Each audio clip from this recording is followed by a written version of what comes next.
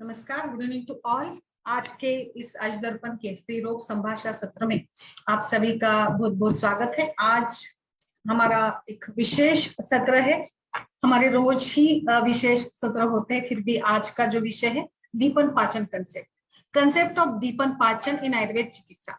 आयुर्वेदिक चिकित्सा का हम लोग जब ये करते हैं, लाइक प्रयोग करते हैं अलग अलग रूप से, तब हमेशा से लाइक हर सेशन में जब भी ट्रीटमेंट प्लान किया जाता है ना, तो वहां पर हम लोगों को दीपन पाचन हम लोग करते हैं, या फिर कोई भी चिकित्सा क्रम स्टार्ट करने के साथ पहले हम लोग दीपन पाचन कराते हैं।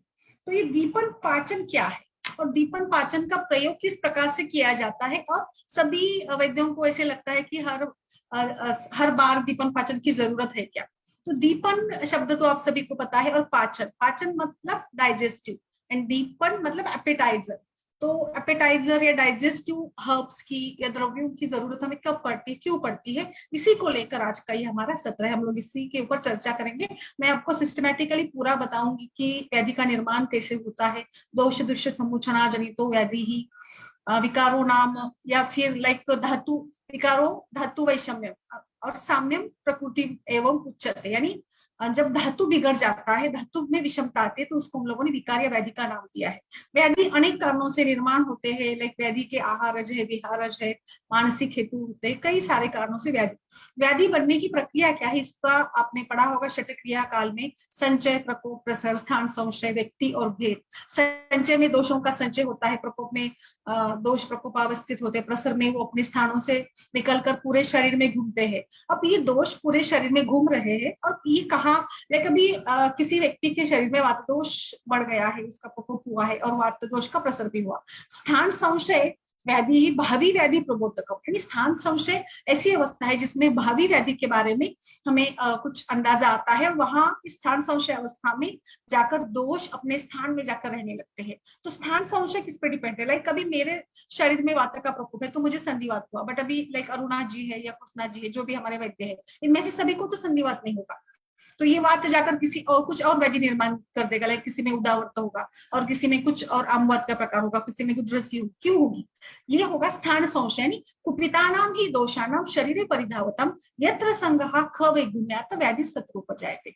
कुपित हुए दोष शरीर में घूमते हैं, शरीर में वो फैल जाते हैं, और जहां पे उनको कुछ ख वैगुण्य ख मीन्स आकाश, आकाश महाभूत, या इसको हम लोग ये कह सकते कि ख यानी कोई भी त्रुटि या कुछ डिसेबिलिटी या लाइक दुर्बलता उस अवयव की, अगर आपके शरीर में संधियां मजबूत नहीं है, संधियों में कमियां हैं, तो जाकर वात दोष संधियों में रह जाएगा, और ये फिर वहां पे संधि का शूल, जोड़ों में दर्द है या अलग अलग लक्षण निर्माण होंगे। तो स्थान संशय ये हमें लाइक उस स्थान में जाकर दोष रहते हैं, स्थान संशय। उसके बाद व्यक्ति और भेद, व्यक्ति अवस्था में लक्षण व्यक्त होते हैं, भेदावस्था में हमें वात दोष या संधिवात के वातज कफज ऐसे जो भी प्रकार है ना, उस सभी व्याधि के प्रकारों के साथ हम लोग उस व्याधि को पहचानने लगते हैं। तो शरीर में इस प्रकार से व्याधि बनते हैं। आयुर्वेद में जब भी चिकित्सा की बात चलती है ना, चिकित्सा आचार्य चरक, सुश्रुत, वाग्भट, भाव प्रकाश, योग रत्नाकर, इन सभी ने चिकित्साओं के अलग अलग प्रकार बताए। चिकित्सा हर प्रकार से की जाती है, लाइक अभी कुछ मेन जो इसके टाइप्स है, लंघन ग्रोहन चिकित्सा, लंघन और ग्रोहन, संतर्पण और अपतर्पण। लंघन और अपतर्पण में थोड़ा सा फर्क है।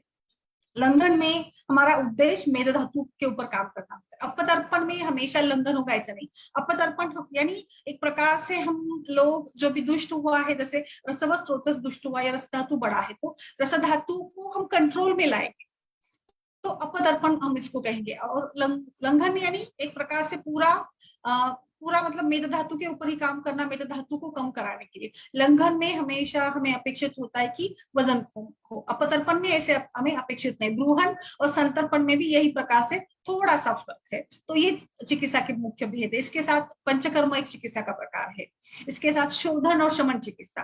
कुछ व्याधियों में हमें शोधन करना पड़ता है बार बार, जैसे कि वातज व्याधि है या कुष्ठ जैसी व्याधि है, जिसमें आचार्य बार बार शोधन बताते हैं, नित्य विरेचन करना पड़ता है, या बदल बदल के हम लोग वमन विरेचन और वस्ती का प्रयोग करते हैं। पक्षाघात जैसे व्याधियों में शोधन की आवश्यकता होती है। तो शमन शोधन ये दो चिकित्सा के मुख्य अंतर। शमन यानी औषधि चिकित्सा, जिसमें हम लोग पंचकर्म नहीं कराते हैं। तो इस प्रकार से हम लोग जब ट्रीटमेंट प्लान करते हैं ना, तो ट्रीटमेंट प्लान करते समय चिकित्सा के ये कुछ मुख्य प्रकार बताए। अभी आगे बढ़ते हुए पंचकर्म जो है, पंचकर्म हम लोग तीन प्रकार से करते हैं। देयर आर 3 स्टेजेस, पूर्व कर्म, प्रधान कर्म और पश्चात कर्म। तो पूर्व कर्म क्या है? पूर्व कर्म यानी pre operative procedure. Pre operative procedure में जो आता है ना पूर्व कर्म, उसमें 3 प्रकार है फिर से, पाचन, स्नेहन और स्वेदन। पाचन करना है, यानी यहाँ पे पाचन यानी दीपन पाचन हो गया। पाचन करने के लिए हमेशा पाचक वटी का ही प्रयोग करें, ऐसा कुछ नहीं है। पाचन के लिए अलग अलग रूप से आप काम कर सकते हैं। आप पेया का प्रयोग कर सकते हैं, आप काढ़ा यूज कर सकते हैं, आप कोई वटी यूज कर सकते हैं, आप चूर्ण का प्रयोग कर सकते हैं। यानी पाचन यानी दीपन पाचन। और आगे है इसके स्नेहन करना है और स्वेदन करना है, इसके साथ भी पूर्व कर्म होता है। तो कोई भी पंचकर्म का प्रकार करने के पहले हमें वहां पर पाचन करना होगा, दीपन पाचन करेंगे, फिर हम लोग स्नेहन देंगे और फिर हम लोग स्वेदन कराते हैं। अपदर्पण चिकित्सा या लंघन चिकित्सा के बारे में आचार्य वाग्भट ने लंघन के 2 प्रकार बताए, शोधन और शमन। लाइक शोधन में फिर से वमन, विरेचन, ये सारे पंचकर्म आ जाएंगे। और शमन चिकित्सा में दीपन, पाचन, क्षुधा, तृष्णा वेग, व्यायाम और आतप सेवन और वायु का सेवन। इस प्रकार से यहाँ पर करीब करीब 8 प्रकार से ये शमन चिकित्सा होता है। इसमें से ही अभी हम दीपन पाचन को पढ़ेंगे। दीपन पाचन इट इज लाइक शमन चिकित्सा और it may be used as a पूर्व कर्म। तो दीपन पाचन पूर्व कर्म के रूप में भी यूज किए जाते हैं। आचार्यों ने इसी प्रकार से बताया। आचार्य चरक ने 2 प्रकार से चिकित्सा के प्रकार वर्णन किए हैं, लंघन और गुहान। तो लंघन के प्रकार अभी हमने देखे। लंघन में फिर से वही प्रकार आएगा, लाइक पाचन, स्नेहन, स्वेदन, स्तंभन चिकित्सा। ये मैं एक बार ये सेशन करूंगी कि टर्मिनोलॉजीज इन आयुर्वेद। आयुर्वेद में टर्मिनोलॉजीज है, मुक्षन करना, स्तंभन करना, छेदन करना, भेदन करना, सौत्रन करना, ये सभी प्रकार से। तो ये मूत्र विरजनी, ये मूत्र रेचनी, ये शुक्र विरजनी वगैरह, इसको भी हम लोग एक बार चर्चा करेंगे। तो इस प्रकार से यहाँ पर ये सारे इसके प्रकार है। देवैवपाश्रय चिकित्सा, युक्ति व्यपाश्रय चिकित्सा, सत्वावजय चिकित्सा, ये भी एक प्रकार से ही ये भी चिकित्सा के प्रकार बताए गए। अभी आगे बढ़ते हुए applied aspect of this deepan पाचन कर्म। अभी दीपन पाचन क्यों करना है? तो जैसे देखिए, कोई भी व्याधि जब बनता है, होता है, तो उस व्याधि की संप्राप्ति में सभी प्रकार से लाइक धातु होते हैं, दोष धातु, सुमर्चुना। तो दोष, कुछ वात दोष इन्वॉल्वमेंट होगा, तो वात दोष कौन से धातु को दुष्ट करता है, फिर उसके उपधातु और मलों की इन्वॉल्वमेंट होती है। आयुर्वेद में अग्नि कंसेप्ट, अग्नि को वैश्वानर या अग्नि का मैं एक छोटा सा उदाहरण देती हूँ। मैं हमेशा जब भी पढ़ाती हूँ अग्नि संकल्पना, तो मैं यही उदाहरण देती हूँ कि अग्नि का महत्व, अग्निरेव शरीरे, वैश्वानर या अग्नि यही हमारे मतलब शरीर की स्थिति है। जब तक अग्नि है, शांत अग्नि नियते चिराग, इस प्रकार से जाठराग्नि के बारे में हुआ। जब तक अग्नि है तब तक मेटाबॉलिज्म चलता रहेगा। अणुपरमाणु की प्रक्रिया के लिए या हम जो भी खान पान लेते हैं उसको पचाने के लिए तेज महाभूत का प्रतिनिधित्व करने वाला अग्नि है। आयुर्वेद में सभी रोगों का मूल कारण अग्निमांद्य बताया है। तो अग्निमांद्य के कारण ही सभी रोग निर्माण होते ज्यादातर, इसीलिए हम लोगों को अग्नि के ऊपर काम करना होगा। इसके साथ ही जब भी कोई व्याधि निर्माण होता है तो जो दोष होते हैं वो कोष्ठ, देखिए दोषों का कोष्ठ और शाखा में आना जाना लगा रहता है। जो जब दोष कोष्ठ से शाखा में आते हैं और शाखा में आने के बाद हमको वही फिर से उनको कोष्ठ में लाना होगा, और फिर कोष्ठ में लाने के लिए भी दीपन, पाचन, स्नेहन, स्वेदन या क्षुधा, तृष्णा, आतप, लंघन, तो ये भी प्रकार किए जाते हैं। अगर आपको दीपन पाचन नहीं करना है तो आप लंघन करा सकते हैं। कुछ व्याधियों में हम यवागु, पेया विलेपी भी दे सकते हैं, जैसे संसर्जन क्रम में करते। तो हमारा उद्देश्य यही है लंघन का या दीपन पाचन का, कि शरीर के जो दोष है, जो शाखा में चले गए हैं या इधर उधर चले गए, उनको हम लोग कोष्ठ में लाएंगे, और अगर वो जरूरत पड़ी तो उसको हम शोधन क्रिया से शरीर के बाहर उनको निकाल देंगे। तो इस प्रकार से ये कंसेप्ट है अग्नि का। अग्नि के लिए मैं जैसे बता रही थी आपको, आप जब टीवी सीरियल या कुछ पिक्चर्स वगैरह देखते हैं तो वहां पे हमेशा से कोई एक्सीडेंट होता है, हीरो का एक्सीडेंट हो गया, तो हीरो का एक्सीडेंट हो जाता है तो घर में जो मंदिर होता है ना, तो घर के मंदिर का जो दिया होता है, दिया फड़फड़ाने लगता है। और वो दिया फड़फड़ाने लगता है तो हमें तुरंत अंदाजा आता है कि कुछ तो अनबन होने वाला है, और कुछ अनबन होने वाला है। और फिर लाइक तो दिया बुझ जाता है तो हम समझ जाते हैं कि अरे वो व्यक्ति की डेथ हो गई। और दिया जैसे फड़फड़ करके फिर एकदम स्थिर हो जाता है तो हम लोग समझ जाते हैं डायरेक्शन कि ये व्यक्ति ठीक है, इसको कुछ नहीं हुआ है। ये बहुत ही सिंपल एग्जाम्पल है अग्नि की महत्व का। तो जहां देखिए उस पिक्चर में अग्नि यानी जो ये है, जो एक दिया लगाया जाता है मंदिर का, वो दिया अगर बंद हो जाता है तो हम लोग समझ जाते हैं कि व्यक्ति की मृत्यु हो गई। क्या फर्क है? ऑपरेशन थिएटर का बाहर का जो दिया होता है वो भी बल्ब भी शांत हो जाता है अगर कुछ हो गया तो। दुर्घटना हो गई तो इसका मतलब अग्नि भी हमारे शरीर में इसी प्रकार से, अग्नि का शांत होना यानी शरीर का शांत होना। इसीलिए अग्नि जब तक है तब तक हमारे शरीर की सभी प्रकार की मेटाबॉलिक एक्टिविटीज चालू रहेगी। तो अभी जैसे मैं पढ़ा रही हूँ, तो जैसे लंघन के लिए भी आपको दीपन पाचन के साथ लंघन भी कराना होगा। दीपन पाचन कैन बी यूज्ड बिफोर शोधन, it may be used as a main treatment protocol. और फिर इसके साथ साथ शोधन और लंघन के लिए और ट्रीटमेंट पार्ट, इन तीनों के लिए इसका प्रयोग किया जाता है। तो हम लोग एक एक करके पढ़ेंगे कि दीपन और पाचन करने का उद्देश्य क्या है। इसके पहले मैं आपको बता दूं कि अग्नि के बारे में मैंने जैसे बताया कि अग्नि ही सारे हमारे शरीर का मुख्य एक घटक है, या माने सभी रोगों का मूल कारण भी अग्नि ही है। तो अभी अग्नि को लेकर जब हम बात करेंगे तो अग्निमान्य जब होगा तो शरीर में आम निर्माण होता है। आम क्या है, आम के बारे में बताइए। आम स्त्रोतोरोध बलभ्रंश गौरव अनिल मूढ़ता, ये सारे आम के लक्षण है। शरीर में आम जब बनता है तो हमारे मल मूत्र या सभी घटकों पर ये आम दिखने लग जाता है, या इस आम को हम लोग पहचान पाते हैं।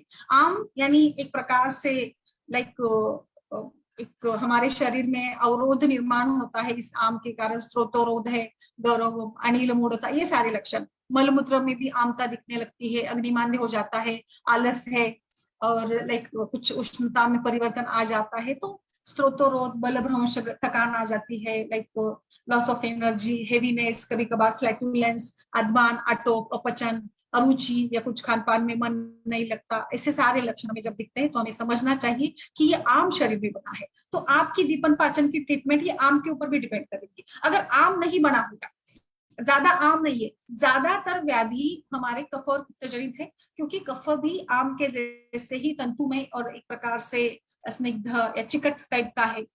इसमें भी एक प्रकार का एक विशिष्ट सफेदी आती है, जैसे आम में भी सफेदी होती है। तो जब आम बनेगा तो एनोरेक्सिया, डिप्रेशन, कॉन्स्टिपेशन, हाइपरसलाइवेशन, इंडाइजेशन जैसे लक्षण मिलते हैं। तो इसीलिए आपको पेशेंट की हिस्ट्री लेते हैं, लक्षण पूछते हैं, तो मलमूत्र के बारे में पूछिएगा, मलमूत्र में कुछ बदलाव आया है क्या, जिह्वा का परीक्षण करिएगा, उसके डेली एक्टिविटीज या रूटीन के बारे में पूछिएगा। इससे हमें पता चलता है कि ये आम बन गया है। व्हाट इज दिस आम? आम can be correlated as a free radical. Free radical, what is this free radical? आम को मॉडर्न भाषा में आपको समझाना है। कुछ लोगों को लगता है कि आम क्या है, तो आम is a type of free radical.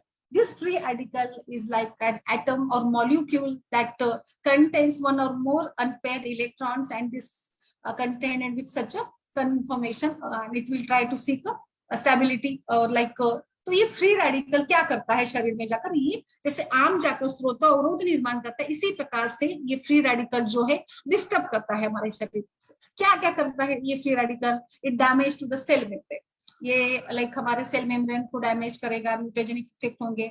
ये डीएनए को डैमेज करेगा, ये डैमेज करेगा हमारे कार्डियोवास्कुलर सिस्टम को, कार्डियक हाइपरट्रोफी या ऑक्सीडेटिव स्ट्रेस डेवलप करेगा, ये हमारे ब्रेन को डैमेज करेगा। जैसे अभी आम के लक्षण हम लोग देखते हैं ना, आम जाकर जब भी स्त्रोतों में संचित हो जाता है तो स्त्रोतों में जो भी काम होते हैं, रसवह में, रक्तवह में धातु का निर्माण होना, वो नहीं हो पाता है। सेम ये यहाँ पर ये जो फ्री रेडिकल बनता है, ये फ्री रेडिकल हमारे डीएनए या सारे प्रकार के जो माइटोकॉन्ड्रिया है, लाइसोसोम है, जो सेल की रचना है ना, इसको जाकर डिस्टर्ब करते हैं। इस प्रकार से वो ब्रेन को डैमेज करेंगे, they damage to the pulmonary system, they damage to the endoskeleton system, हमारे शरीर के सारे सिस्टम को डैमेज करते चले जाते हैं। इसके कारण ही अब ये फ्री रेडिकल, जैसे हम लोग जिसको आचार्य चरक के हिसाब से हम इसको आम के साथ जोड़ रहे हैं, तो free radicals can be correlated with ama in Ayurveda on the basis of certain similarities. जैसे सिमिलरिटीज क्या है, जैसे आम अगर डेवलप होता है तो ये एक प्रकार से दुर्गंध निर्माण करता है, putrefaction as well as foul smell formation, it is a property of ama, जैसे फ्री रेडिकल के साथ भी होता है। इसका दूसरा कोरिलेशन होगा लाइक असंयुक्तम, यानी फ्री रेडिकल्स जैसे ही कुछ हमारे बॉडी कंपोनेंट को डिस्टर्ब करते हैं, आम आल्सो डिस्टर्ब।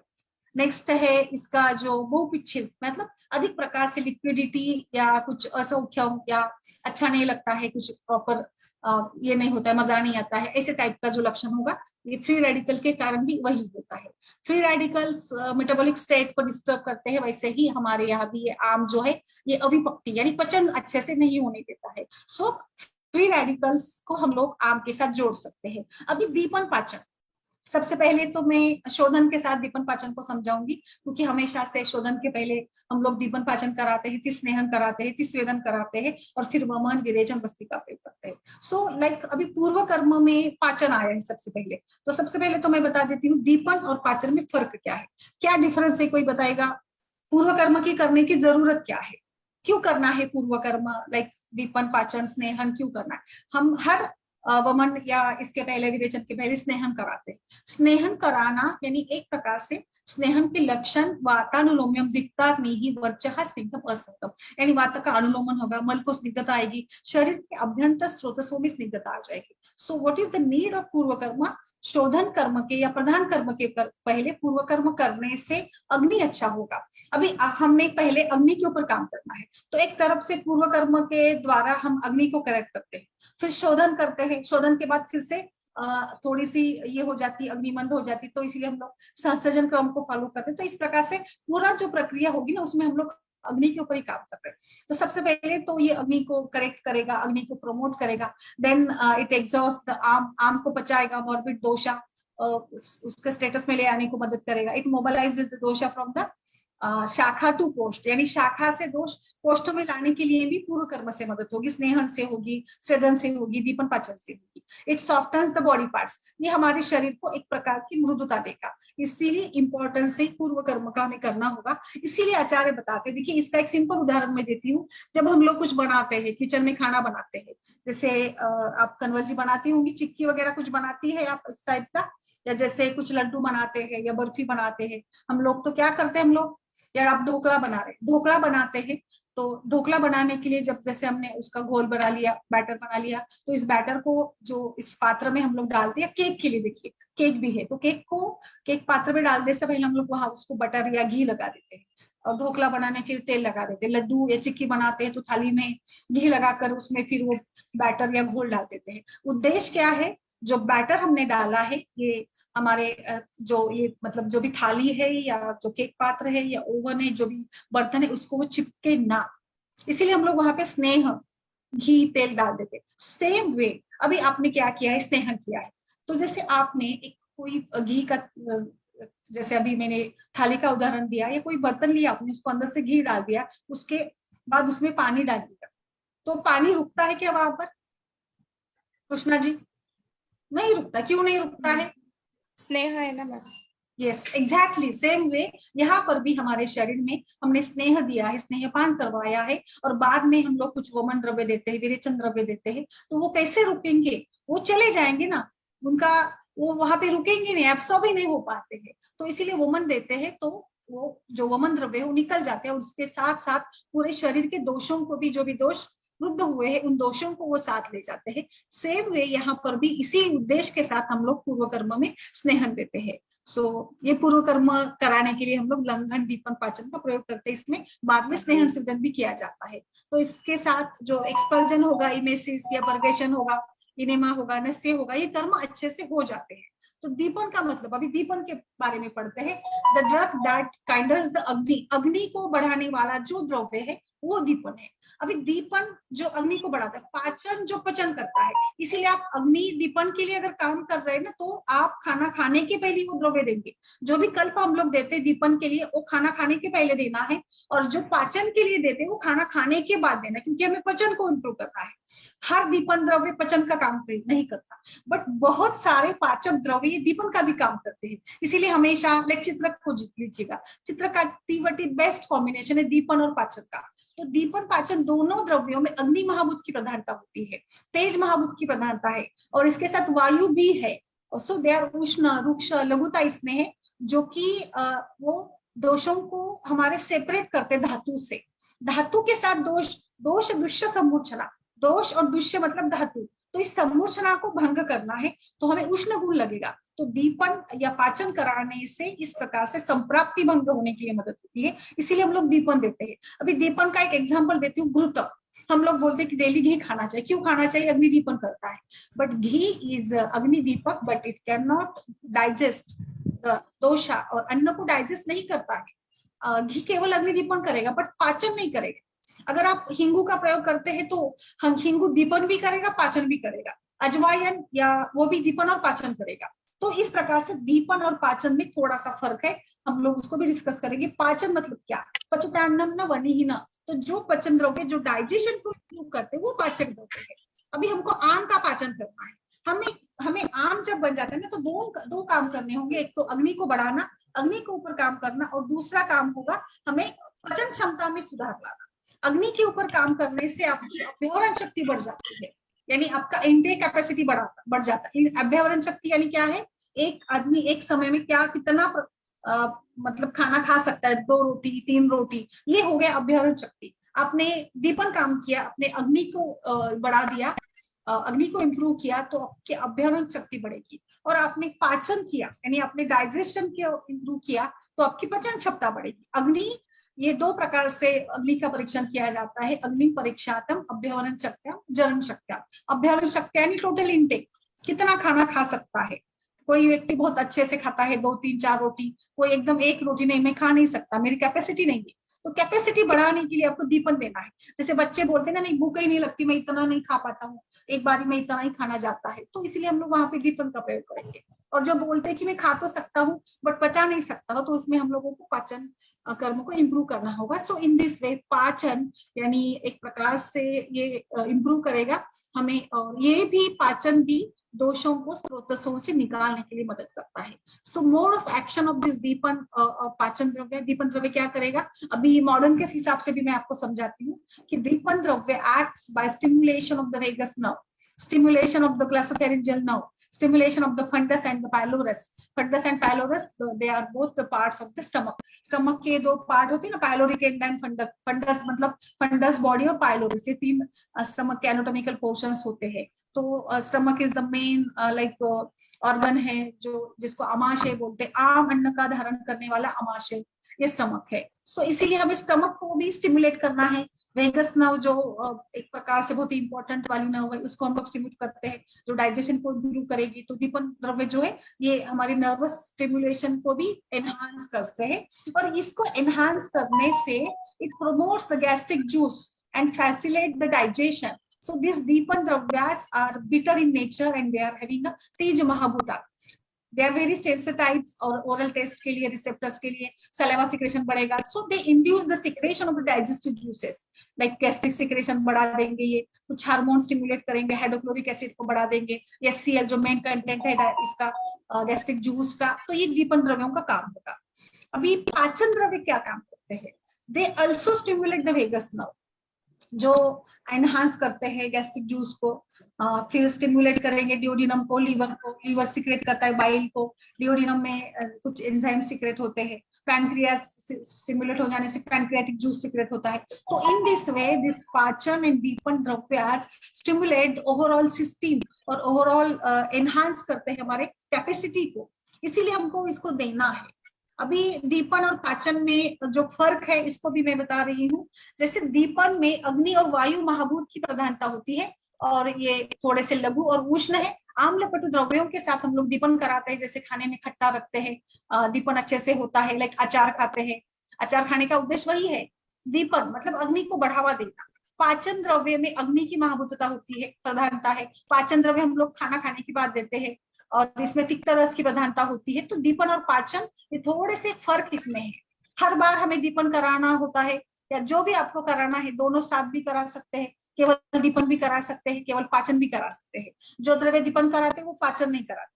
कुछ द्रव्य जो है आचार्य चरक ने बहुत ही विस्तारित रूप से गणों के बारे में बताया। दीपन गणों के बारे में भी मैं बताऊंगी कि कौन से गण दीपन पाचन करने वाले द्रव्य कैसे सेलेक्ट करेंगे, किस प्रकार से हम लोग यूज करेंगे, हर एक दोषों में, हर एक प्रकृति के व्यक्ति में कौन से द्रव्यों का प्रयोग करना है। आप हमेशा पूछते हैं ना कि कौन से द्रव्य यूज करें, क्या दे दीपन पाचन के लिए, तो क्या दे, कैसे आप लोग ये करेंगे, तय करेंगे कि क्या यूज करना है हम लोगों को दीपन पाचन के लिए। तो आप समझ रहे दीपन पाचन का कंसेप्ट कि किस प्रकार से हमको ये करना चाहिए। ओके, सो अभी कुछ हम लोग इसके द्रव्यों के बारे में भी चर्चा करेंगे आगे, कौन से द्रव्यों का किस प्रकार से प्रयोग करना चाहिए। कुछ फॉर्मुलेशंस भी मैं बताऊंगी, कुछ गण है उस गणों के बारे में बता देती हूँ। अभी आपको दीपन और पाचन के बीच का डिफरेंस भी समझ में आया है, दीपन पाचन क्या करना है, किस प्रकार से। जैसे मैंने घृत का उदाहरण आपको दिया है। दीपन द्रव्यों में खासकर आचार्य चरक के सभी आचार्यों ने जो वर्णन किया है, दीपनीय दशेमानी करके वर्णन किया है आचार्य चरक ने, बट उन्होंने पाचनीय दशेमानी नहीं वर्णन किया है, दीपनीय दशेमानी वर्णन किया है। पिपल्यादि गण है, गुरुचादि गण है, और त्रिजातक है, चतुर्जातक है, पंचकोल है, शतपुष्पादि वर्ग है, इन सभी को हम लोग दीपन के लिए इस्तेमाल कर सकते हैं। ये सारे दीपन के द्रव्य है।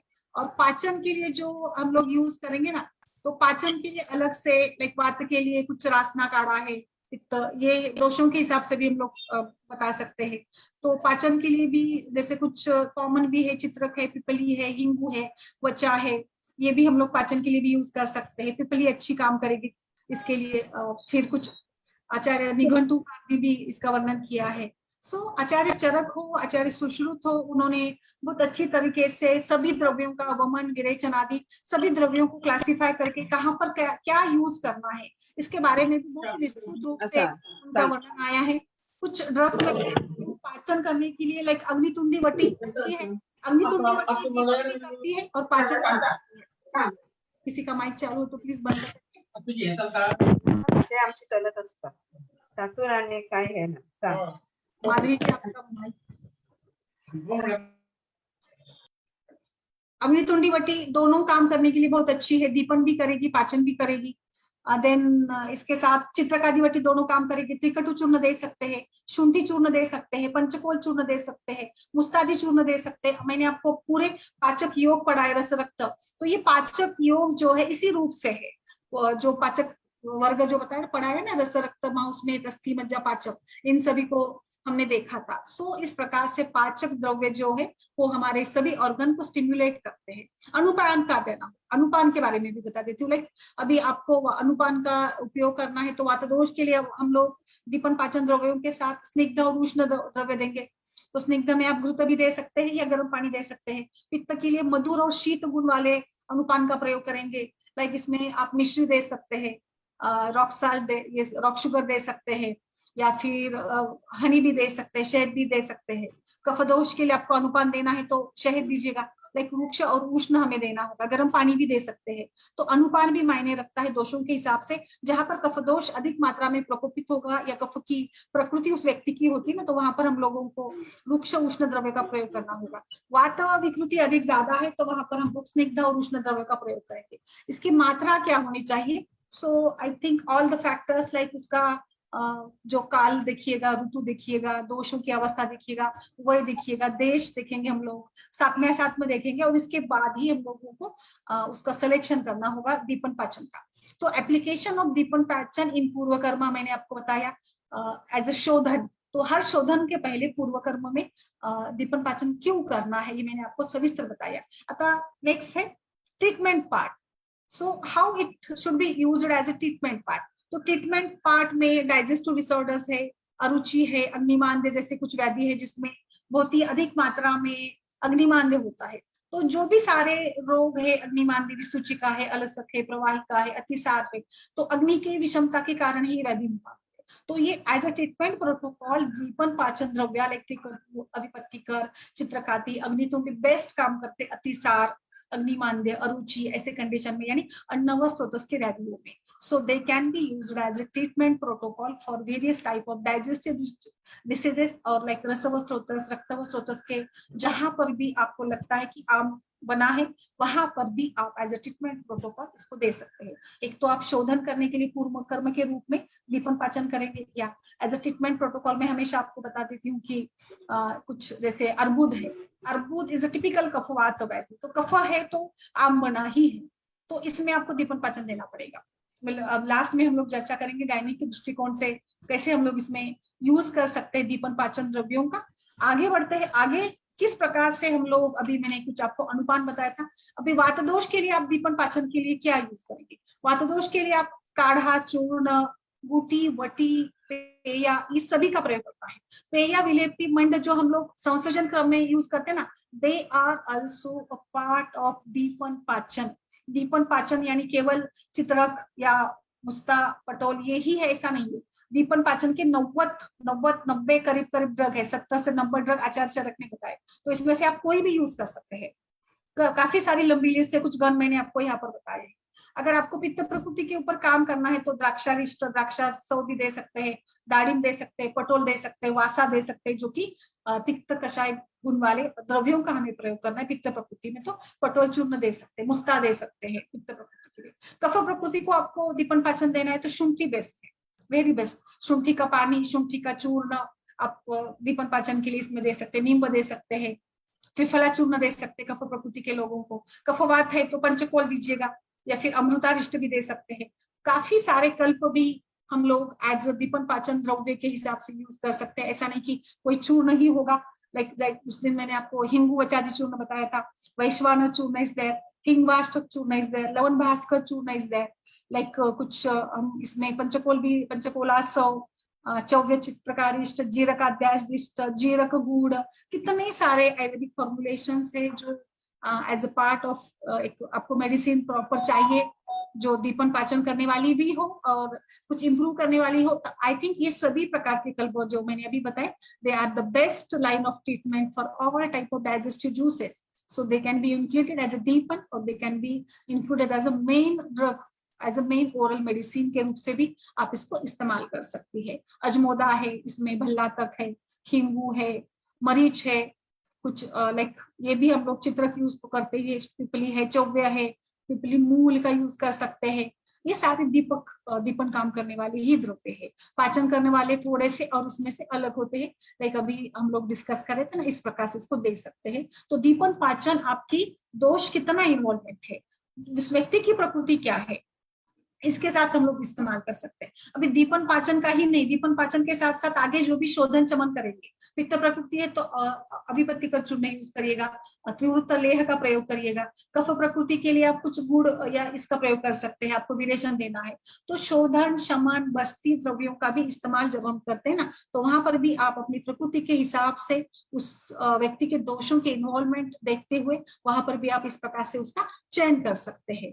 लाइक कुछ मृदु विरेचन के लिए यूज करना है कषाय चूर्ण, तो आप वहां पर अभयारिष्ट है, अभयादि मोदक का यूज कर सकते हैं क्या, वो देखिएगा। मृदु विरेचन करना है तो मृदु विरेचन के लिए आप क्या देंगे, जैसे वात प्रकृति या वात दोष की अधिकता होती है तो गंधर्वास्तादि चूर्ण बहुत अच्छे से काम करेगा वहां पर विरेचन के लिए। तो इस प्रकार से आपको सेलेक्ट करना होगा आपके दोष का, कौन से दोष अधिक मात्रा में ये हुए हैं। पित्त प्रधानता है तो स्नेहन के लिए तिक्त दूध दीजिएगा, महातिक्त दूध दीजिएगा। कोष्ठगत वात है तो वहां पर आप इंदुकांत दूध का प्रयोग कर सकते हैं। कफवात अगर दुष्टि है तो पंचगव्य दूध है वहां पर, या फिर महामरीच दूध दे सकते हैं, कल्याणक दूध दे सकते हैं। जैसे आपके इनफर्टिलिटी के केसेस है वहां पर हम लोग फल दूध देते हैं, शतावरी दूध देते हैं। मेनोपॉज में भी हम लोग शतावरी का प्रयोग कर सकते हैं। तो आपको देखिए स्नेहपान के लिए तो आप हर प्रकार से जैसे जरूरत है, जैसे दोषों की इन्वॉल्वमेंट है, इसके साथ आप वहां पर चल सकते हैं। तो दोष प्रकृति इसको समझकर हमको उसका प्रयोग करना है और दीपन पाचन का भी प्रयोग करते समय हमको इसी प्रकार से चलना होगा, कौन से दोष वहां पर अधिक मात्रा में डोमिनेंट है और किस प्रकार से इसका प्रयोग करना है। तो ये कुछ दीपन पाचन के साथ मैंने आपको बताने का प्रयास किया है, किस प्रकार से दीपन और पाचन द्रव्यों का प्रयोग हम लोग कर सकते हैं एज अ पार्ट ऑफ शोधन चिकित्सा, एज अ पार्ट ऑफ शमन चिकित्सा, as a main treatment protocol, as a शोधन एंड एज अ लंघन ऑल्सो। अभी दीपन पाचन आगे बढ़ते हुए शोधन हो गए, अभी हमने स्नेहन करा दिया। दीपन पाचन कितने दिन देना है, ये भी एक सवाल रहता है, कितने दिन देंगे। आई थिंक ये कितने दिन देना है इसका उत्तर आपके ही पास है। आप पेशेंट को देखिए, देखते हैं, पेशेंट देखा आपने, आम के लक्षण आपको कितने देखते हैं, उसके हिसाब से आप दीपन पाचन द्रव्य दे सकते हैं। 3 दिन, 5 दिन, जैसे जितनी जरूरत है। कभी कभार अगर आपको लगता है कि कुछ ज्यादा आम नहीं बना है, यानी व्याधि एकदम नया नया ही है, जैसे नवज्वर है, तो उसमें आपको ज्यादा कुछ करने की जरूरत नहीं, आप 1 दिन के लंघन में भी दीपन पाचन हो जाएगा। जैसे ज्वर में लंघन बहुत ही इंडिकेटेड है, अतिसार में भी लंघन दे सकते हैं। Langhan is also a part of deepan pachan. स्नेहन स्वेदन ये भी लंघन है, क्योंकि स्नेहन के बाद तो भी वातानुलंब्यम, दीप्ताग्नि, वर्चः स्निग्धम असहतम, लघुता आती है। स्वेदन कराते हैं तो भी लघुता आती है। तो ये स्नेहन स्वेदन दीपन पाचन कराने से शाखा से दोष कोष्ठ में आते हैं, इसके बाद हमको वमन और विरेचन देकर उसको निकाल देना है। इसीलिए हमको दीपन पाचन का प्रयोग करना है। हर बार क्यों प्रयोग करें, इसका उत्तर यही है, आयुर्वेद में फ्री रेडिकल या आम की संकल्पना की है, और आम के बिना तो व्याधि बनता ही नहीं है। आम बहुत ज्यादा है, 5 दिन का दीपन पाचन दीजिएगा। जैसे मैं हमेशा बताती हूँ कि अर्बुद है, या ब्लॉकेज है, ट्यूबल ब्लॉकेज है, पीसीओडी की है केस, वेट बहुत ज्यादा है, स्थूलता है और इसके कारण मेंस्ट्रुअल इरेगुलरिटीज है, तो आप 5 दिन का 7 दिन का शुंठी सिद्ध जल रोज पीने को दीजिएगा, कोई दिक्कत नहीं। पेशेंट की प्रकृति देखिएगा, उसको पित्त प्रकृति है तो शुंठी नहीं चलेगा, वहां पे अभिपत्ति का चूर्ण का प्रयोग करेंगे। अगर कफ है तो शुंठी चूर्ण भी कुछ बिल्कुल बेझिझक दीजिएगा, कोई प्रॉब्लम नहीं आएगा, 15 दिन भी दे सकते हैं। बेस्ट आम पाचन होगा, लेखन होगा, मेद धातु का कर्षण होगा, तो इस प्रकार से आप वहां पर काम कर सकती है। तो आई थिंक दीपन पाचन ये प्रकार से हमें करना है। दीपन द्रव्य ऑलवेज यूज्ड बिफोर मील और पाचन द्रव्य यूज करेंगे आफ्टर मील, खाना खाने के बाद हमको पाचन द्रव्यों का प्रयोग करना है। तो जैसे मैंने इसको आपको पूरे लाइक इसके साथ भी बताने का प्रयास किया कि दीपन द्रव्य कैसे वेगस नर्व को स्टिमुलेट करते हैं, पाचन द्रव्य also stimulate the vagus nerve and all the organs like liver को स्टिमुलेट करेंगे और हमारे जूसेस का सिक्रेशन बढ़ा देंगे, जिसके कारण पचन का कार्य अच्छे से होगा। इसीलिए आपको दीपन पाचन कराना है as a main part before shodhan और as a part of purvakarma. Are you getting all of you? तो ये अप्लाइड एस्पेक्ट ऑफ दीपन और पाचन।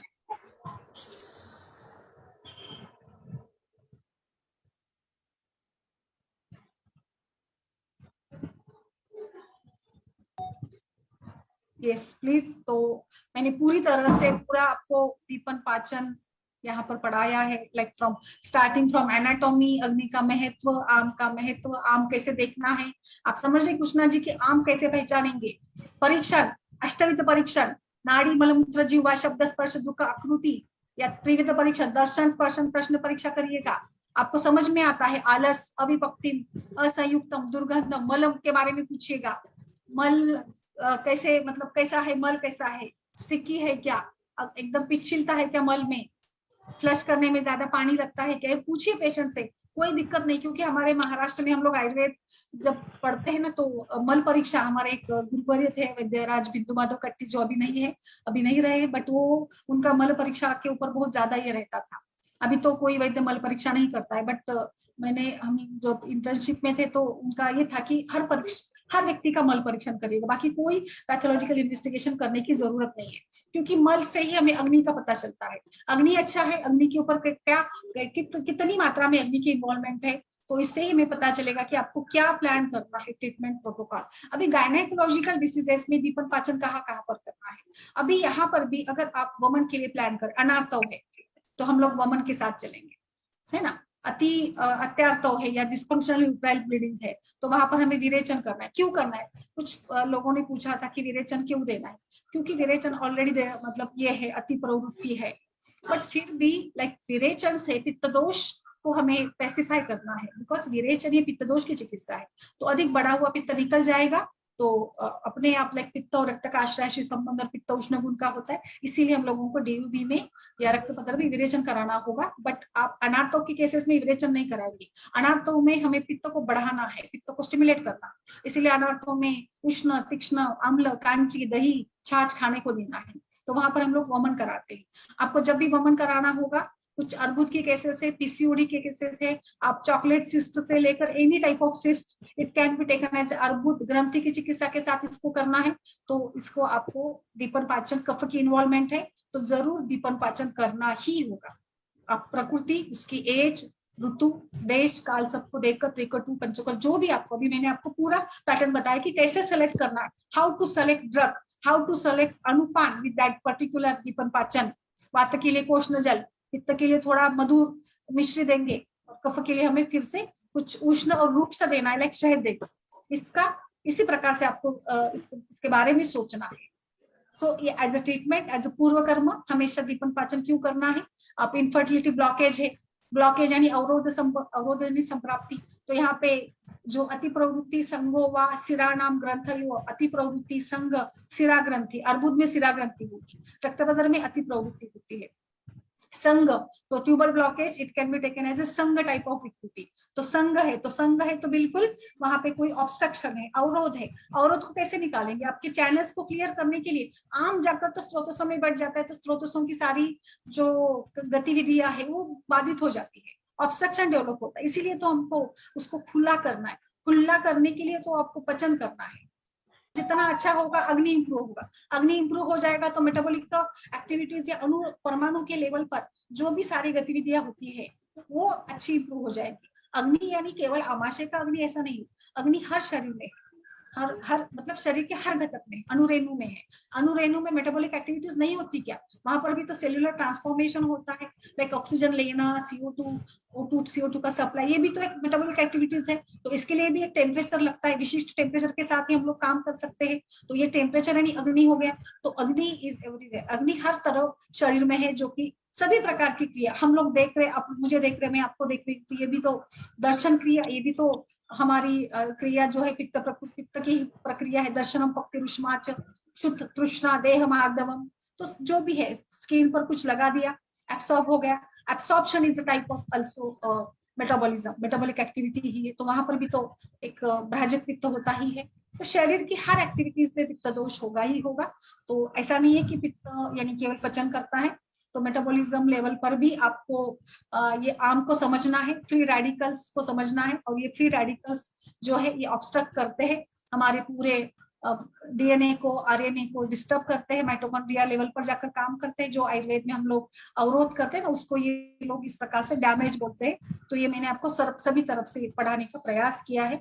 आई होप अभी आपको क्लियर हो गया होगा कि दीपन पाचन क्या है और इसका प्रयोग कैसे करना और कहाँ पे क्या भी यूज करेंगे और कितने दिन तक करना है। ये का कोई ग्रंथों में नहीं लिखा है। पाचन दीपन कितने समय तक देना है, ये आपको अपनी दृष्टि से ही तय करना होगा। दोषों की इन्वॉल्वमेंट देखकर दोष कितने ज्यादा शाखा में गए हैं उसके हिसाब से, लाइक 3 दिन या 5 दिन का आप लोग कर सकते हैं। और जहाँ पे कफ अधिक मात्रा में अवरोधित है वहां पर आपको कंटिन्यू भी किया तो कोई समस्या नहीं है।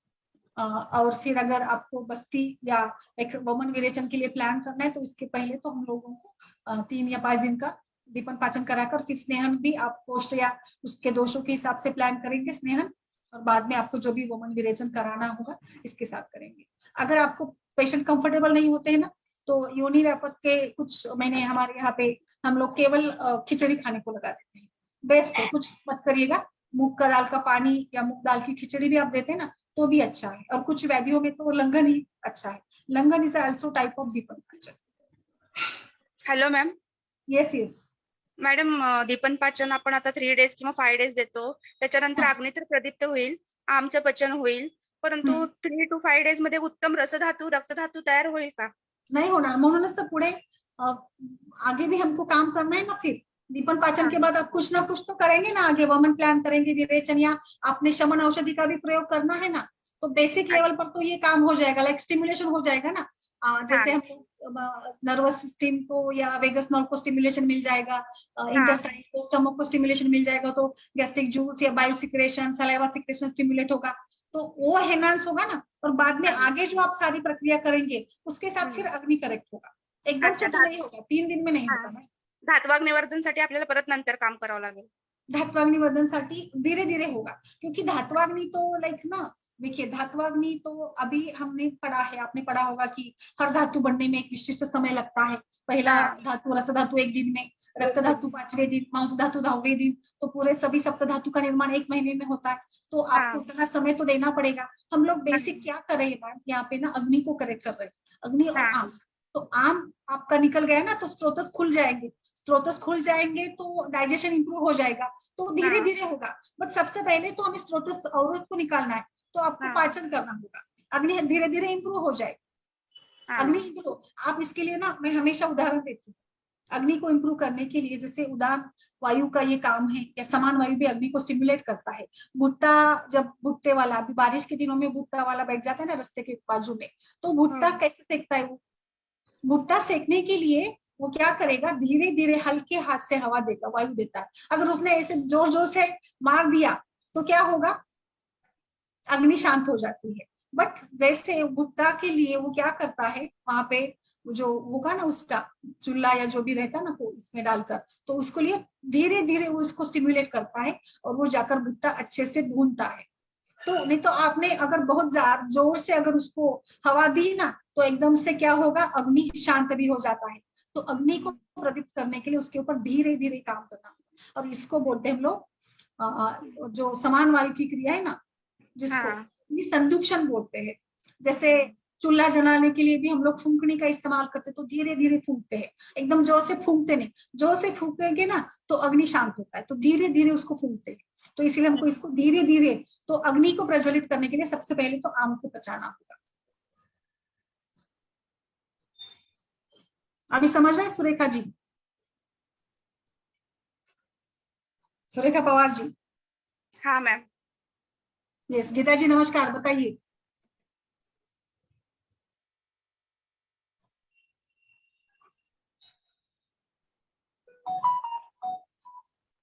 लाइक अभी जो आचार्यों ने हर व्याधि के कषाय बताए ना, लाइक ज्वर में काफी सारे कषायों का वर्णन किया है। कुछ हाँ। मुस्ता कषाय है, शुंठी और परपट का कषाय है, किरात तिक्त का कषाय है, पाठा उशीर का है पित्त ज्वर के लिए। तो ये मधुर तिक्त है, ये पित्त का शमन भी करेंगे, ये कुछ आम का पचन भी कराने वाले होते हैं।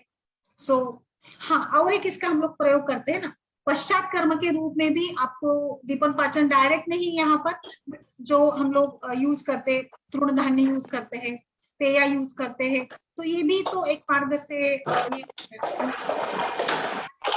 दीपन पाचन यवागो आचार्य बताते हैं, युष पेया कृत युष। तो अन्न कल्पना या आहार कल्पना जो है, इट इज ऑल्सो टाइप जो पश्चात कर्म के रूप में हम लोग यूज करते हैं। इसके साथ अगर शोधन का व्यापक हो गया तो शोधन व्यापक में भी आपको कुछ ये करना होता है, तो वहां पर भी दीपन पाचन का प्रयोग कर सकते हैं। शोधन व्यापक में भी हम बताते थे ना, लंघन करने के लिए या पेय पीने के लिए। तो आपको जब लक्षण मिल जाते हैं सम्यक लंघन के, वात का अनुलोमन होता है, मलमूत्र की परीक्षा बताइए, पूछिए पेशेंट से, पेशेंट का लघुता देखिएगा, हल्कापन महसूस होता है कि पेशेंट में, तो आपको दीपन पाचन रुकाना होगा। हाँ समझ गई। जैसे लक्षण को देखकर मलमूत्र को देखिएगा, लघुता देखिएगा, और ब्लोटिंग या जो रुल्लास है, ओवर सिक्रेशन ऑफ सलाइवा है, ड्राउजीनेस कम हुआ क्या पूछिएगा, थकान कम हुई क्या, और सब कुछ ये लक्षण देखकर हम लोग ये करेंगे। Yes ma'am.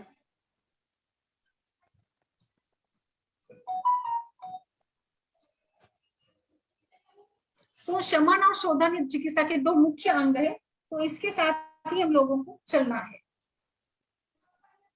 शमन का ही प्रकार है दीपन पाचन, क्षुधा, तृष्णा, व्यायाम, आतप, सेवन, वायु, ये सब कुछ।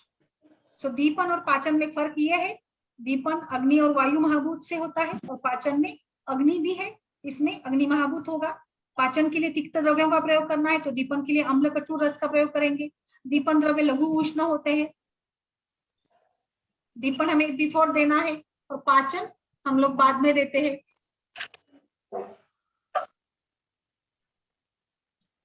मॅडम उष्णद्रव्य पित्त प्रकृतीमध्ये कसे यूज करायचे मग? नहीं, अपन पित्त प्रकृति में हम लोग ज्यादा उष्ण द्रव्यों का प्रयोग नहीं करेंगे, वहां पे हम लोग अनुपान बदल देंगे। और पित्त प्रकृति के लिए, दीपन पाचन के लिए पटोल, निम्ब, मुस्ता, गुरुचि ऐसे तिक्त कषाय द्रव्यों का प्रयोग करना है। और तिक्त द्रव्य है, पटोल वासा तिक्त है, मुस्ता भी तिक्त है, गुरुचि भी तिक्त है, और साथ में अनुपान हम लोग मीठा देंगे, मधुर रस वाला देंगे, यानी मिश्री देंगे। तो फिर पित्त का ये नहीं होगा। पित्त प्रकृति ने अभी बताया ना, पित्त प्रकृति में शुंठी वगैरह, लाइक बाकी जो चित्रकादि वटी है, हिंगू वचादी चूर्ण है, इसका प्रयोग हम लोग कम करेंगे। हाँ, अगर कभी देखिए, अवॉइड द दीपन द्रव्य और ज्यादा स्टिमुलेंट द्रव्य ड्यूरिंग द प्रेगनेंसी या प्यूरपेरियल पीरियड, सुतिकावस्था में, या कुछ अल्सर्स वगैरह के पेशेंट्स में भी हम दीपन, देखिए दीपन अच्छा भी है, बट फिर भी दीपन के भी लिमिटेशंस होते हैं। तो इन सभी केसेस में आपको दीपन द्रव्य देते समय सोचना होगा। जैसे मैं बता रही हूँ आपको, वहां पर कुछ मधुर तिक्त कषाय द्रव्यों का प्रयोग करेंगे हम लोग। ज्यादा उष्ण पिपली मूल, they are not indicated in the पित्त प्रकृति, और भल्ला तक वगैरह भी इंडिकेटेड नहीं है। सो आप सिंपल फॉर्मुलेशन के साथ चलिएगा, एकदम सिंपल वाला। मुस्ता का काढ़ा दे दिया आपने, काढ़ा बनाकर दे सकते हैं आप वहां पर। धनिक दे सकते हैं, धनिया का भी दे सकते हैं। धनिया आल्सो एक अच्छा ये काम करेगा, दीपन पाचन का काम करेगा। तो ऑप्शंस तो बहुत सारे मिल जाएंगे। लिमिटेशंस भी है, आचार्यों ने बहुत सुंदर तरीके से इसका वर्णन किया है। मतलब मैंने करीब करीब अभी सारी संहिताओं से रेफरेंस निकाला, चरक, सुश्रुत, वाग्भट, सभी ने बहुत विस्तारित रूप से सभी गणों का वर्णन भी किया इसमें उन्होंने। एक्शन भी बताई है आचार्य चरक ने, सुश्रुत ने, अष्टांग हृदय में, और पूरा ये क्लासिकल ही मैंने आपको पढ़ाया, धातुवार्णी पूता। बिकॉज आम जो है ये एक बेसिक कंसेप्ट है आयुर्वेद का, तो इसके बिना तो आगे हमको जाना ही नहीं है, और हम लोग काम इसके बिना तो कर भी नहीं सकते। कुछ थोड़ा सा डिफरेंस जो था वो मैंने आपको बता दिया। आपको तर्पण के बारे में आचार्य वाग्भट ने लंघन के 2 प्रकार बताए, शोधन शमन। चरक आचार्य ने 6 टाइप का कर्म पूरे बताए, लंघन, ग्रहण, रुक्षण, स्नेहन, स्वेदन, कोई भी हो, बट मतलब व्हाटएवर जो भी कंसेप्ट है, बट इसमें तो दोनों का प्रयोग करना है। So are you getting? दीपन और पाचन कर्म can be used as a पूर्व कर्म, as a paschat karma to treat the Vyapad, or like main treatment module as a part of Langan. मात्रा अनुपान इसके हिसाब से दीजिएगा, इसके लिमिटेशंस भी है।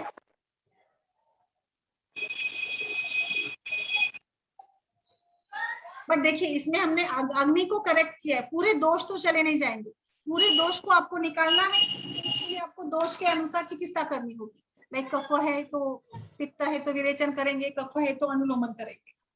तो दीपन पाचन से पूरे दोष तो कम नहीं होते हैं, हम शमन करते हैं। आप दोष अधिक ज्यादा बड़े होते हैं तो शोधन करेंगे, फिर आपको जो भी वमन विरेचन जो भी यूज करना है वो यूज करेंगे वहां पर। आई होप कि पूरा क्लियर हो गया होगा आपका। और देखिए दीपन पाचन के लिए आप काढ़ा, अरिष्ट, आसव प्रिपरेशंस भी यूज कर सकते हैं, ऐसा कुछ नहीं है।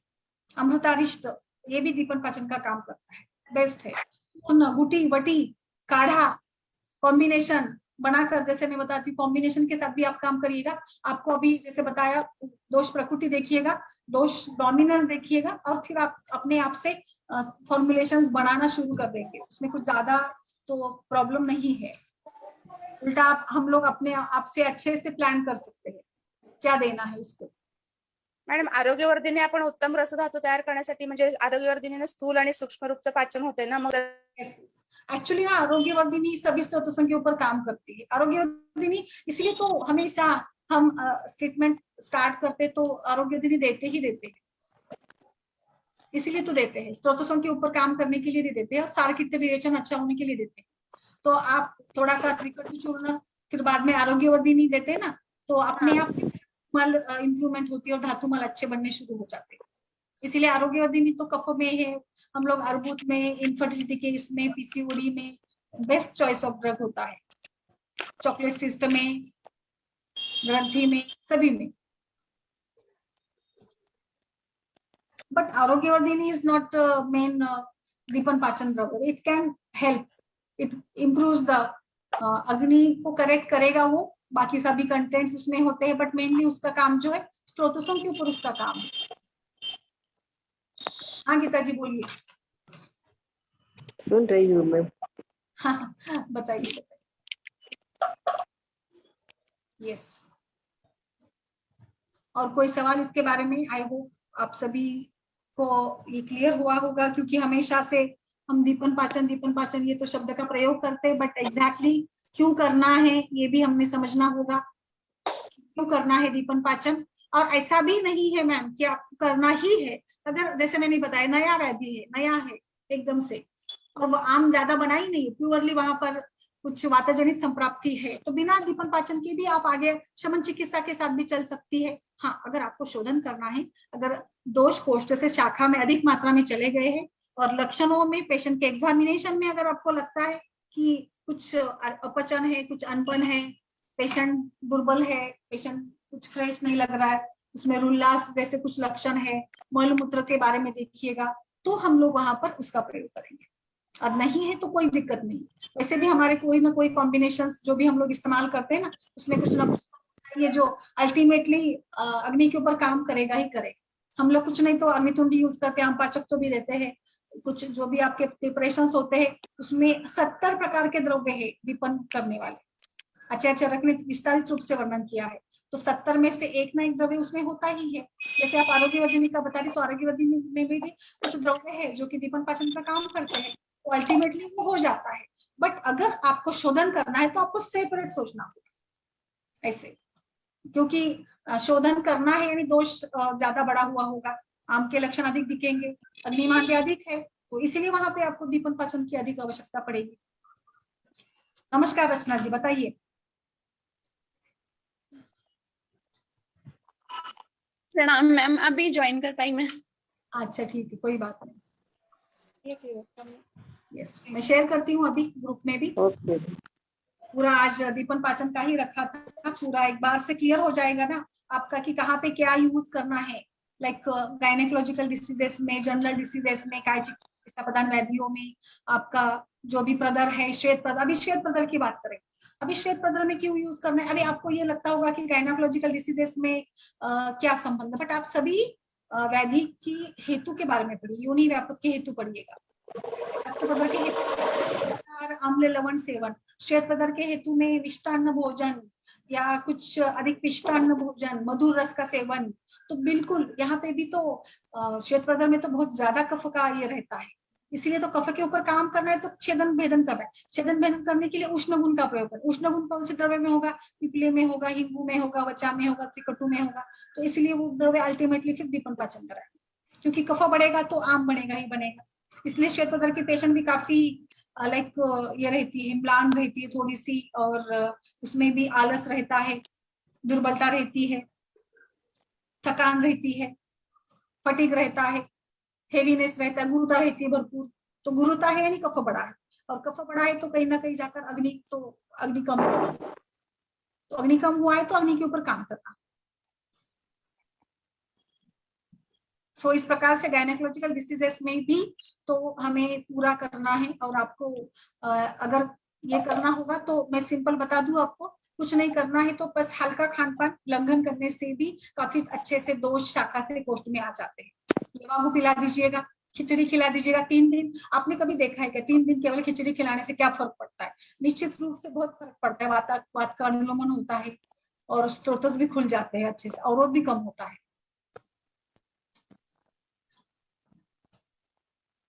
मैम यस मैम, मुझे ये पूछना था कि दीपन पाचन औषधि का सही काल क्या होता है? मतलब अपान काल में देना चाहिए या समान काल में? नहीं, अभी दीपन का खाना खाने के पहले देना है, क्योंकि दीपन का मतलब है हम लोग स्टिम्युलेट कर रहे हैं अग्नि को, और पाचन का मतलब है हम लोगों को अग्नि का काम सुधारना, मतलब अग्नि का पचन वहां पे करना है, डाइजेशन को इम्प्रूव करना है। तो डाइजेशन कब, द्रव्य कब देंगे हम लोग? खाना खाने के बाद। और जो आपको दीपन द्रव्य देना होगा वो खाना खाने के पहले देना होगा। तो मिड टाइम में दे सकते हैं आप, 10 से 11 बजे के बीच में आप देंगे तो दीपन का काम अच्छा होगा ऐसे। और अगर आपको दोनों टाइप में काम करना होगा, दीपन पाचन वाला आप चित्रकादिवटी दे रहे हैं ना, तो वो खाना खाने के पहले भी आप दे सकते हैं। और टाइम पीरियड कितने दिन कंटिन्यू देना है, ये दोष और उसके हिसाब से आपको तय करना पड़ेगा, लक्षण को देखकर और सामता को देखकर।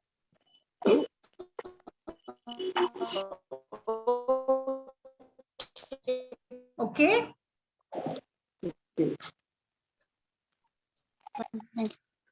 यस, आप पूरा सेशन देखिए रचना जी, मैं शेयर करती हूँ, क्लियरली आपको समझेगा कि दीपन पाचन एग्जैक्टली है क्या और इसका प्रयोग हमें क्यों करना है।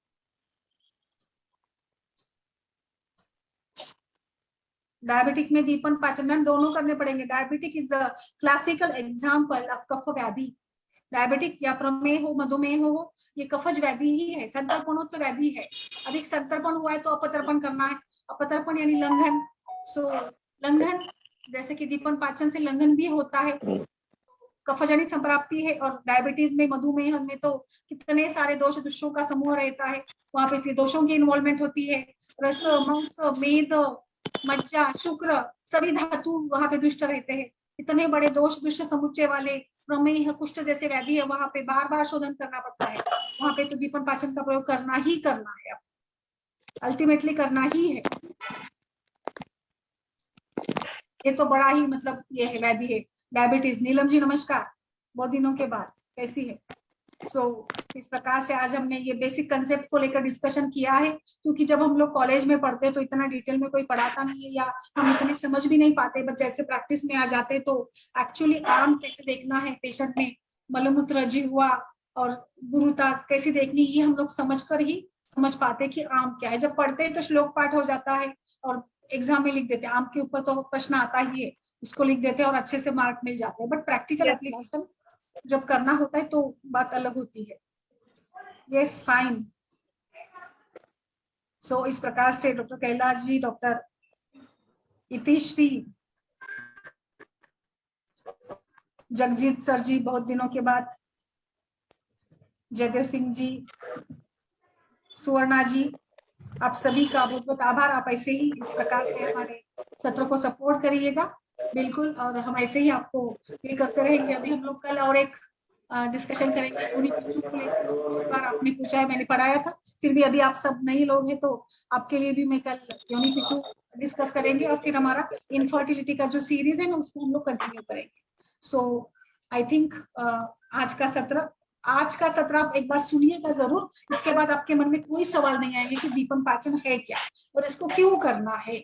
इसको करना है बिकॉज आयुर्वेद के हिसाब से ये आम है और एलोपैथिक या मॉडर्न साइंस के हिसाब से it can be correlated as a free radical. और फ्री रेडिकल हमारे शरीर को डैमेज करता है और जैसे आम जाकर अवरोध निर्माण करता है और हमारे इसी प्रकार से ये फ्री रेडिकल्स डेवलप हो जाते हैं। ओके, सो एक बार फिर से आप सभी का आभार। सब लोग मिलेंगे। और सुवर्णा जी आपको भी नमस्कार, आप हमारी रेगुलर दर्शक। थैंक यू वेरी मच, आभार सभी का। ओके, अभी कुछ बताइए अगर हो तो। आज के जो सारे ये थे आपका आंसर मैंने डाल दिया था, कोई इसमें समस्या तो नहीं है किसी को? गीता जी? Okay ma'am. और मैंने सारे पंचकर्म के भी आपको पीडीएफ शेयर कर दिए हैं, क्योंकि मुझे सेपरेट नहीं मिला वो जो आप पूछ रही थी ना लेखन का, इसलिए मैंने वो पूरा ही आपको, पूरे पंचकर्म के 3-4 जो पीडीएफ थे ना, वो सारे ही मैंने आपको डाल दिए ग्रुप पर। और मासानुमासिक का भी डॉक्टर किसी ने पूछा था ना, कीर्ति जी ने किसी ने पूछा था। ओके कृष्णा जी? हाँ यस मैम, ओके, चलिए फिर। समझ में आया मैम अभी। यस यस, एक बार फिर से सुनिएगा, आप हाँ। अच्छे से समझ पाएंगे। ओके, यस मैम, क्योंकि इसके बिना आगे जा ही नहीं सकते मैम, ये नहीं समझ में आया तो। क्या मैम? इसके बिना आगे जा ही नहीं सकते, ये नहीं समझ में आया। एग्जैक्टली। और जैसे देखिए आपको तो इसीलिए ना व्याधि मतलब रुग्ण परीक्षण बहुत इंपॉर्टेंट है, लक्षण। और वहां पे ही हम लोग जिह्वा आजकल मुझे थोड़ा ये लगता है कि पेशेंट के जीभ का परीक्षण नहीं किया जाता, बहुत कम लोग जिह्वा का परीक्षण करते हैं। बट जिह्वा से ही आपको पता चलता है। जिह्वा देखिएगा, नाड़ी देखिएगा, नाड़ी में भी साम नाड़ी होती है। मल के बारे में पूछिएगा, मल कैसा है। मूत्र के बारे में पूछिएगा, नींद कैसी है पूछिएगा, एपेटाइट के बारे में पूछिएगा। इससे आपको पता चलता है कि आम बना है क्या नहीं। अग्निमांद्य होता है तो आम बनता ही है। और जैसे अभी हर व्याधि में आपको ये लक्षण मिलेंगे, बेचैनी है और मुख में स्वाद नहीं आता है, अरुचि है, मुख में पानी आता है, कफ बढ़ जाता है तो कफे के कारण। Yes ma'am. ओके, चलिए फिर, नमस्कार सभी को, आभार सभी को।